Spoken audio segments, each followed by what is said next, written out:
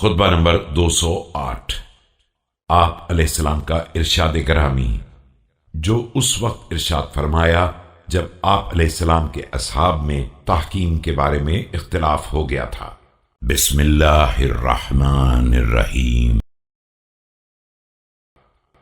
أيها الناس إنه لم يزل أمري معكم على ما أحب حتى نهكتكم الحرب، وقد والله أخذت منكم وتركت وهي لعدوكم أنهك۔ لوگوں یاد رکھو کہ میرے معاملات تمہارے ساتھ بالکل صحیح چل رہے تھے جب تک جنگ نے تمہیں خستہ حال نہیں کر دیا تھا۔ اس کے بعد معاملات بگڑ گئے، حالانکہ خدا گواہ ہے کہ اگر جنگ نے تم سے کچھ کو لے لیا اور کچھ کو چھوڑ دیا تو اس کی زد تمہارے دشمن پر زیادہ ہی پڑی ہے۔ لقد كنت أمس أميرا فأصبحت اليوم مأمورا، وكنت أمس ناهيا فأصبحت اليوم منهيا، وقد أحببتم البقاء وليس لي أن أحملكم على ما تكرهون۔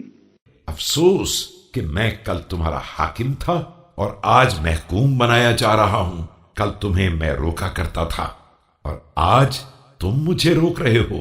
بات صرف یہ ہے کہ تمہیں زندگی زیادہ پیاری ہے اور میں تمہیں کسی ایسی چیز پر آمادہ نہیں کر سکتا ہوں جو تمہیں ناگوار اور ناپسند ہو۔